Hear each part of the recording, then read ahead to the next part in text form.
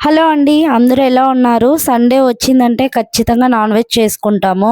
ఎప్పుడు హైదరాబాద్ బిర్యానీ, దమ్ బిర్యానీ లాంటివే కాకుండా అప్పుడప్పుడు కొత్త రెసిపీస్ కూడా ఇంట్లో ట్రై చేస్తూ ఉండాలి. ఎప్పుడు బిర్యానీ తింటే బోర్ కొట్టేస్తుంది. ఈ వీకెండ్ సండే స్పెషల్ ఖచ్చితంగా ఈ రెసిపీస్ ట్రై చేయండి. రాగి సంగటిలోకి చికెన్ కర్రీ చేసుకొని తింటే చాలా బాగుంటుంది. ఎప్పుడు బిర్యానీలే కాకుండా అప్పుడప్పుడు సంగటిలోకి చికెన్ కర్రీ కూడా ట్రై చేయండి. తప్పకుండా బాగుంటుంది. నేను ఈ వీడియోలో ఈ సంగటి అలాగే చికెన్ కర్రీ ఎంత సింపుల్ గా చూపిస్తానో అంత టేస్ట్ కూడా ఉంటుంది. మీరు కూడా తప్పకుండా ట్రై చేయండి. ముందుగా రాగి సంగటికి బియ్యాన్ని నానబెట్టుకోవాలి. నేను తీసుకున్న బియ్యము మసూర బియ్యము. ఇది బదులుగా రేషన్ బియ్యం వాడుకుంటే చాలా బాగా వస్తుంది రాగి సంగటి. మీ దగ్గర లేకుంటే రేషన్ బియ్యం అయినా యూజ్ చేసుకోవచ్చు. నేను తీసుకున్న ఒక గ్లాస్ కి వాటర్ వేసుకొని ఒక 2-3 సార్లు అయితే ఇలా కడిగి బియ్యాన్ని అయితే నానబెట్టుకోవాలండి. నేను తీసుకున్న ఒక గ్లాస్ బియ్యానికి 4 గ్లాసులు వాటర్ అయితే యాడ్ చేసుకోవాలండి. ఇప్పుడు ఈ విధంగా కడిగి పెట్టుకున్న బియ్యాన్ని వాటర్ పోసుకొని పక్కన అయితే పెట్టుకోవాలి. ఇప్పుడు చికెన్ కర్రీ ఎలా ప్రిపేర్ చేసుకోవాలో చూద్దాం. ముందుగా అయితే కడాయి పెట్టుకొని కడాయి హీట్ అయినాక ఆయిల్ వేసుకోవాలండి. ఆయిల్ హీట్ అయ్యాక చిన్నగా కట్ చేసి పెట్టుకున్న ఆనియన్స్ వేసుకొని మంచిగా పచ్చివాసన పోయేంత వరకు వేయించుకోవాలి.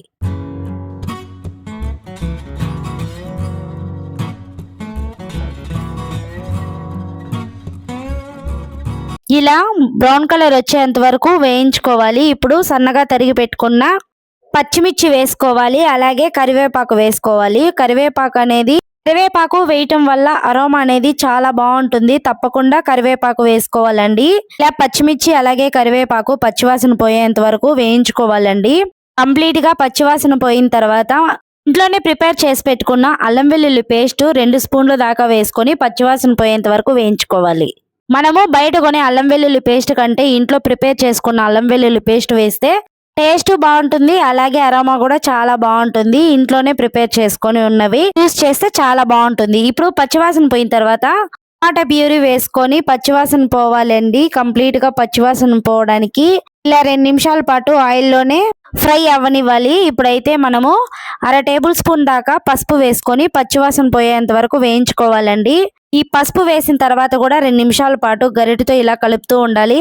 మరీ హై ఫ్లేమ్ కాకుండా మరీ లో ఫ్లేమ్ కాకుండా మీడియం ఫ్లేమ్ లో పెట్టుకొని మంచిగా కలుపుతూ ఉండాలి. ఇక్కడ ఉన్న టమోటాలో ఉన్న వాటర్ అంతా ఇమిరిపోయి ఆయిల్ అనేది పైకి తేలుతూ ఉండేంత వరకు వేయించుకుంటూ ఉండాలండి. ఇప్పుడైతే మనము కడిగి పెట్టుకున్న చికెన్ పీసులంతా వేసుకోవాలి. మొత్తం చికెన్ అంతా కంప్లీట్ గా వేసుకున్న తర్వాత ఒకసారి మసాలాలంతా ముక్కలకు పట్టే విధంగా మంచిగా కలుపుకోవాలండి. అంటే కింద మసాలాలు పైన ఉన్న ముక్కలంతా కిందికి వెళ్లే విధంగా మంచిగా కలుపుకొని మూత పెట్టేసుకోవాలండి. మూత పెట్టేసుకున్న మధ్యలో మూత తీసి మరీ కలుపుతూ ఉండాలి. లేదంటే కింద అనేది అడుగు మాడిపోతుంది. గరిటతో కలుపుతూ మూత పెట్టేసుకొని మధ్యలో చికెన్ ని చెక్ చేసుకోవాలండి. చికెన్ లో ఉన్న వాటర్ అంతా కంప్లీట్ గా ఇమిరిపోయి ఈ విధంగా థిక్ గ్రేవీ వచ్చేంత వరకు కలుపుతూ గరిటతో అలాగే చికెన్ అనేది 80% మంచిగా కుక్ అయిపోయి ఉంటుందండి. ఇప్పుడైతే మసాలాలు వేసుకుందాము. 1.5 స్పూన్ ధనియాల పొడి అలాగే మీ కారం తగ్గట్టు కారపొడి వేసుకొని మంచిగా పచ్చివాసన పోయేంత వరకు వేయించుకోవాలండి. ఇంట్లో ఎక్కువ కారం తింటారు కాబట్టి 2 టేబుల్ స్పూన్ వరకు కారపొడి తీసుకుంటున్నాను. అంటే ఆ కారపొడి కొంచెం కారం ఎక్కువ అన్నమాట. కొద్దిగా వేసుకున్నా కూడా ఎక్కువ కారము.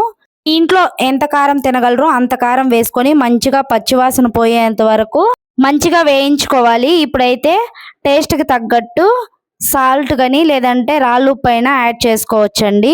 రాళ్ళుప్పు వేస్తే కూర చాలా రుచిగా ఉంటుంది. ఇప్పుడైతే 4 వైపులా మంచిగా కలుపుకోవాలండి. ముక్కలకు పట్టే విధంగా సాల్ట్ కానీ ఉప్పు కానీ 1/2 స్పూన్ వరకు గరం మసాలా యాడ్ చేసుకొని మంచిగా కలుపుకోవాలి. ఎక్కువగా హై ఫ్లేమ్ లో పెట్టకండి అలాగే లో ఫ్లేమ్ లో పెట్టకండి. ఎందుకంటే చికెన్ అనేది అడుగు మాడిపోతుంది. అలాగే లో ఫ్లేమ్ లో పెడితే మంట సరిగా రాదు. మీరు ఒకసారి బాగా చికెన్ ని కలుపుకొని వాటర్ అయితే యాడ్ చేసుకోవాలండి. నేను ఈ చికెన్ కర్రీ చేసేది రాగి సంగటిలో కాబట్టి మాకు గ్రేవీ కోసము వాటర్ అయితే యాడ్ చేసుకుంటున్నాను. మీకు ఎంత వాటర్ కావాలో అంత వాటర్ అయితే యాడ్ చేసుకోండి. మా ఇంట్లో కొద్దిగా ఎక్కువ గ్రేవీ తింటారు కాబట్టి నేను ఎక్కువ వాటర్ యాడ్ అయితే చేసుకుంటున్నాను. వాటర్ యాడ్ చేసుకొని గరిటెతో ఒకసారి బాగా కలుపుకున్న తర్వాత మూత పెట్టేసుకొని 10 నిమిషాల పాటు వదిలేసేయండి. 10 నిమిషాల తర్వాత తీసి చూడండి. చికెన్ అనేది కంప్లీట్ గా కుక్ అయిపోయి ఉంటుందండి. చికెన్ పైన ఉన్న ఆయిల్ కూడా పైకి తేలుతూ ఉందండి. ఒకసారి గరిటెతో కలిపి చూడండి మంచిగా కుక్ అయిపోయింది చికెన్. ఇంట్లో రాగి సంగటిలోకి ఈ విధంగా గ్రేవీ పార్ట్ ఉండాలండి. అప్పుడే చాలా బాగుంటుంది. ఫైనల్ గా అయితే కొత్తిమీర యాడ్ చేసుకున్న తర్వాత ఒక 2 నిమిషాల తర్వాత స్టవ్ ఆఫ్ చేసుకోవడమే. చాలా బాగుంటుంది ఈ గ్రేవీ. అలాగే ఇప్పుడు ఈ చికెన్ గ్రేవీ సాల్ట్ సరిపోయిందా లేదా ఒకసారి చెక్ చేసుకోండి. ఒకవేళ తక్కువ అనిపిస్తే ఇప్పుడే యాడ్ చేసుకోవచ్చు. అయితే ఈ గ్రేవీ చూసినప్పుడల్లా హోటల్ స్టైల్ లాగానే అనిపిస్తుంది. బయట తినేదానికంటే ఇంట్లో హైజీనిక్ గా అయితే చేసుకొని తినొచ్చండి. ప్రిపరేషన్ చూసాము. అలాగే రాగి సంగటి ఎలా చేసుకోవాలో చూద్దాం. ముందుగా ఒక గ్లాస్ బియ్యానికి 4 గ్లాసులు అయితే వాటర్ యాడ్ చేసుకొని ముందుగా నానబెట్టుకున్నానండి. బియ్యం కూడా మంచిగా నానిపోయాయి. ఒకవేళ వాటర్ అనేది తక్కువ అనిపిస్తే ఇంకో గ్లాస్ వాటర్ యాడ్ చేసుకున్నాక స్టవ్ ఆన్ చేసి గిన్నె అయితే తీసుకోండి. నాలాగా చిన్న గిన్నె అసలు తీసుకోవద్దండి. సంగటికి ఒక వెడల్పు గిన్నె తీసుకొని మూత పెట్టేసుకుందామండి. ఈ విధంగా ఉడికిందా లేదా మధ్యలో రైస్ ని మధ్యలో చెక్ చేసుకుంటూ ఉండాలండి. రైస్ అనేది ఉడికిందా లేదా అనేసి. మనం ఇంట్లో రెగ్యులర్ గా చేసుకునే రైస్ కంటే కొద్దిగా ఎక్కువ ఉడికిందా లేదా చెక్ చేసుకున్న తర్వాత రాగి పిండి అయితే వేసుకోవాలండి. నేను ఇక్కడ రాగి పిండి 2 కప్పుల వరకు వేసుకుంటున్నాను. పెట్టేసుకొని ఒక 15 నిమిషాల తర్వాత తీసి చూడండి. సంగటి ముద్దకి రెడీ అయింటుంది. అంటే ఇదంతా సిమ్ములో పెట్టుకోండి. అంటే కింద అడుగు మాడిపోతూ ఉంటుందండి. రాగి సంగటి చేసే వాళ్ళు చాలా ఓపిక్గా కలుపుకోవాలండి. మీరు తీసుకునేటప్పుడే వెడల్పు గిన్నె అయితే తీసుకోండి. నేను తీసుకున్నది 1 గ్లాస్ అనేసి చిన్నది తీసుకున్నా. నేను తీసుకున్న దానికంటే కొంచెం వెడల్పు గిన్నె అయితే తీసుకొని ఈ విధంగా రాగి ముద్దనైతే ప్రిపేర్ చేసుకోవచ్చు. ఇప్పుడైతే నేను రాగి పిండి అనేది ముద్దలు కట్టకుండా మంచిగా అయితే కలుపుకున్నానండి. అసలు కింద అనేది అడుగు మాడకుండా చూసుకోండి, లేదంటే స్మెల్ వచ్చేస్తుంది. ఈ రాగి సంగటి అనేది కంప్లీట్గా ఎప్పుడైతే రైస్ ఉడికిన తర్వాత కంప్లీట్గా సిమ్లో పెట్టుకొని ప్రాసెస్ చేసుకోండి. రాగి సంగటి చేయటం చాలా అంటే చాలా ఈజీ అండి. ఇప్పుడు స్టవ్ ఆఫ్ చేసుకొని మూత పెట్టేసిన ఒక 5 నిమిషాల తర్వాత మనం ముద్దలు అనేటివి ప్రిపేర్ చేసుకోవాలండి.